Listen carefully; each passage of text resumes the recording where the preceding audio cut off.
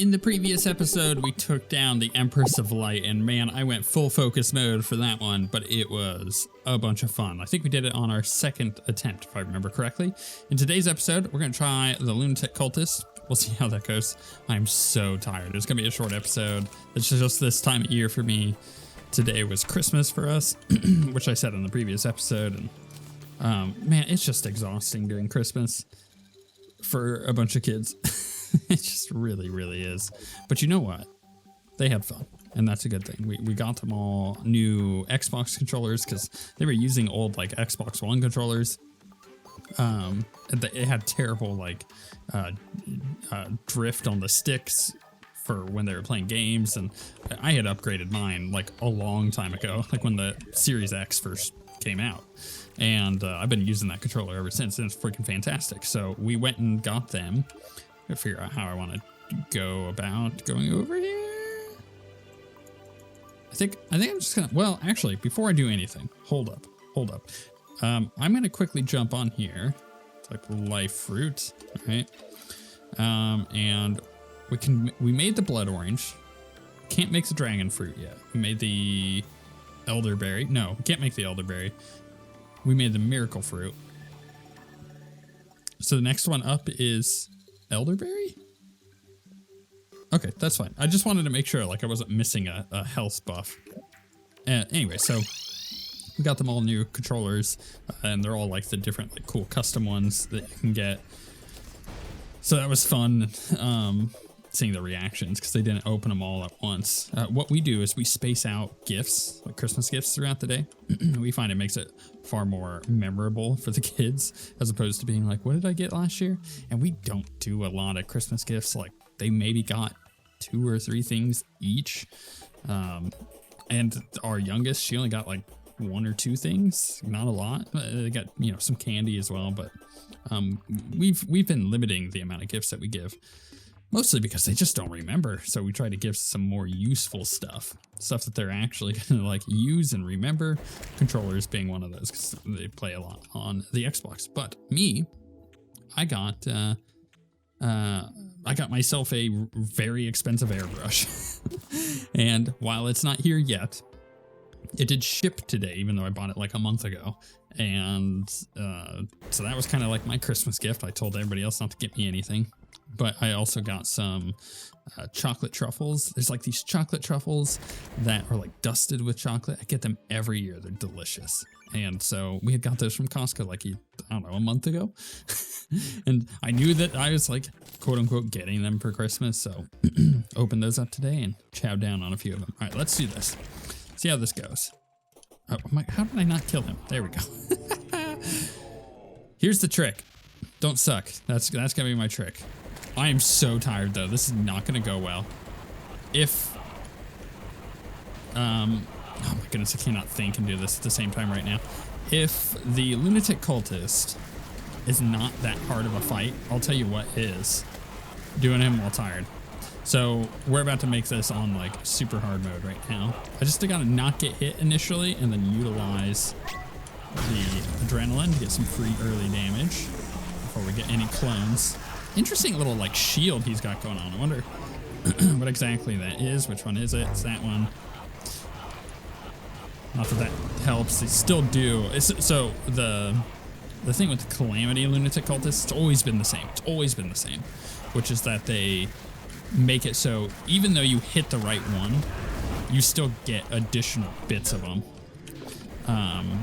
Or additional clones each time. And so it just, the fight ramps up pretty significantly as opposed to like vanilla where as long as you're doing it right, it's kind of staged roughly the same all the way through, which is kind of nice. It's more of an endurance fight at that point. Still the stop one.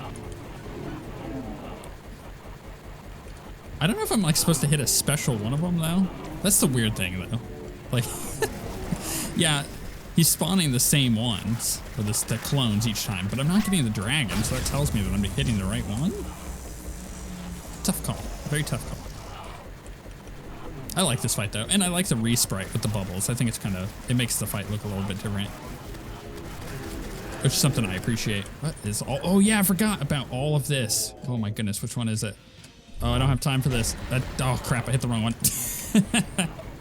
I knew it as soon as I took too long getting over there that I was not gonna get that.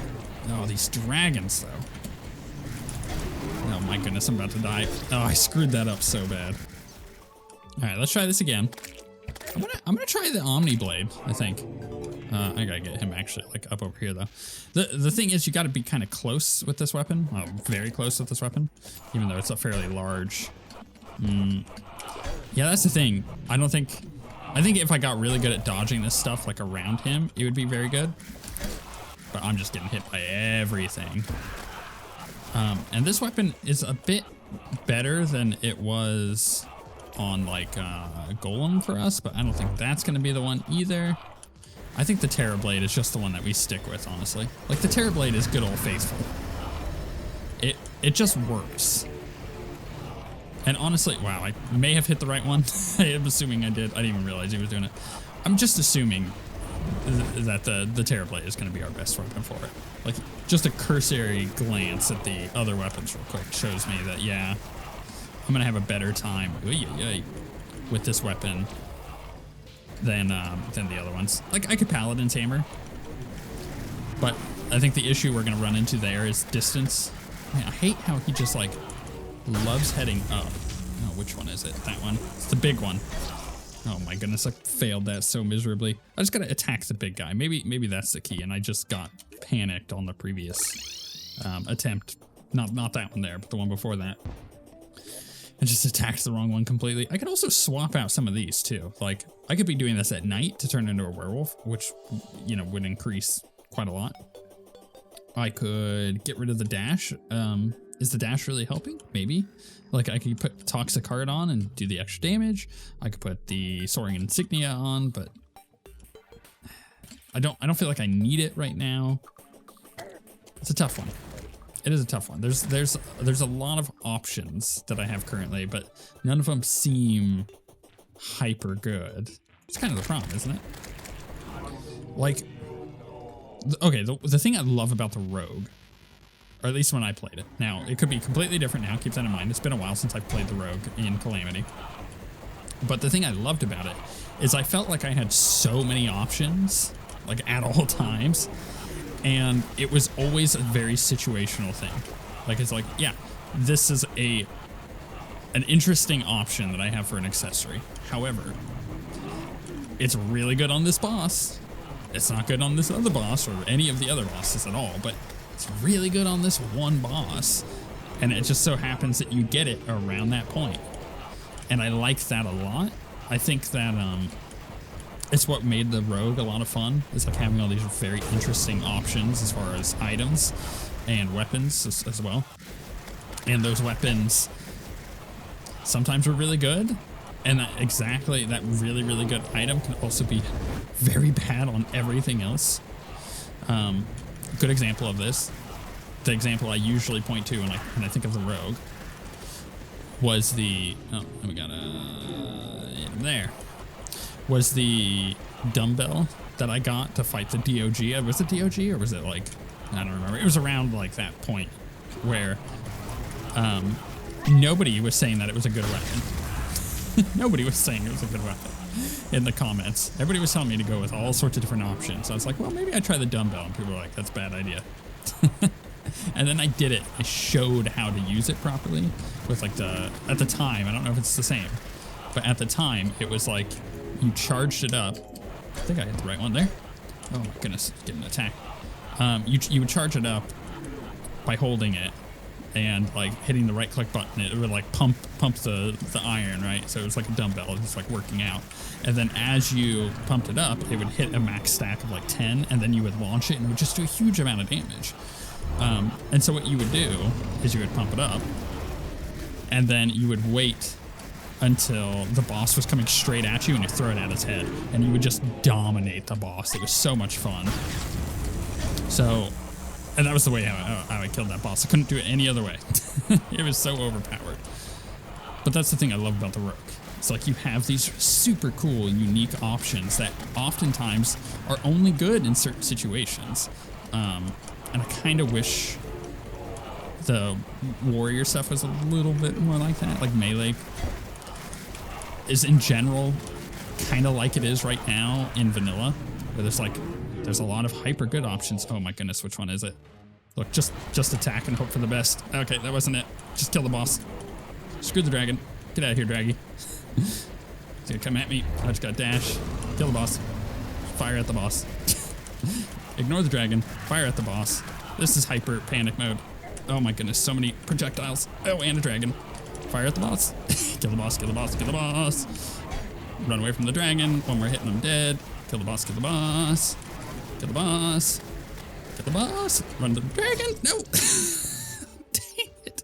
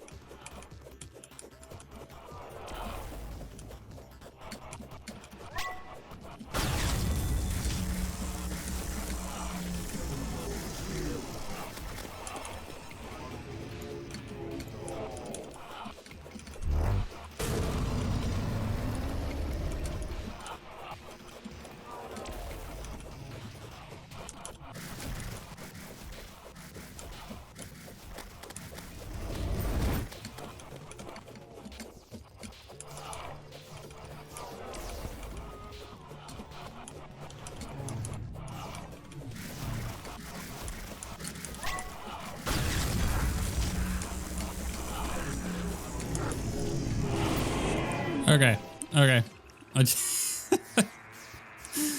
Okay, you know what? I take it back. I take everything back. You're absolutely right. You're absolutely right. I had that big monologue about unique items being good for different things. And I was wrong. I was wrong about Melee not necessarily having that at this point in the game. Because you know what?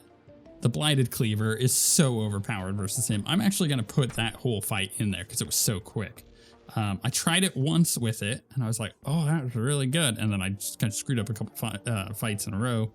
But if you get adrenaline, you just shred him because he stands still, right? And as the cultist is standing still, these are just sitting on top of him and they stack up, right? So they're just doing insane amounts of damage to him.